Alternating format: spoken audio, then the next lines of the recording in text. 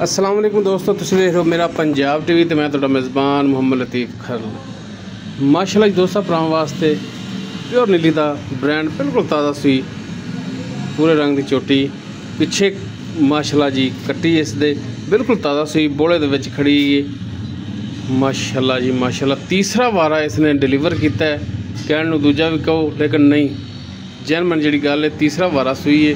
माशाअल्लाह कद पूरा, वेल पूरी, नस्ल जात पूरी और माशाअल्लाह जो आर्डर क्वालिटी है वीरा दोस्तों के सामने कि थब्बियां दे विच लिबास और मुठ मुठ का थान माशाअल्लाह रुग रुग दा और पूरियां विरलां ते माशाअल्लाह जी पुठा मंजे जिन्ना चौड़ा और माशाअल्लाह माशाअल्लाह असार का डोडा चक्की खड़ी है, सार नूं वाना लाई खड़ी है। कट्टी पिछे माशाअल्लाह जी मारंगी कट्टी मझ माशाअल्लाह जी हर पासों पूरी, नस्ल जात पूरी, क्वालिटी पूरी माशाअल्लाह जी मझ दी।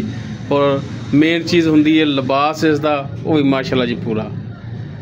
कालियां से अखां ने मत्था थोड़ा जिहा सफेद है, बाकी माशाअल्लाह कद फुल वड्डा कद और माशाअल्लाह जी चौड़ी मझ, अगों बरीक पिछों चौड़ी माशाअल्लाह है वीरा दोस्तों के सामने। जिमें लिबास अगे उवें ही लिबास इसका पिछे है दोस्तों के सामने माशाअल्लाह जी।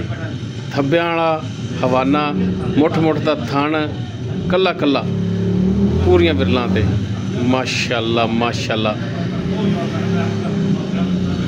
दोस्तों को दस दी कि तीसरा वारा सूई है, बिल्कुल ताज़ा सूई पिछे कट्टी है इसते। और जनाब मालिक इसकी जी डिमांड कर रहे हैं 6,70,000 इसकी डिमांड कर रहे हैं। बाकी कमी पेशी हो जाएगी। नंबर स्क्रीन पर चल रहा है, अगर किसी वीर के दोस्तों के पसंद आए वीर नंबर पर रबता कर सकता है। वीडियो पसंद आए ना लाइक शेयर लाजमी करें जी। इस दे नाल अपने मेज़बान मुहम्मद लतीफ़ खरल नूं देवो इजाज़त। मिलांगे एक नवीं बेहतरीन वीडियो नाल। अल्लाह।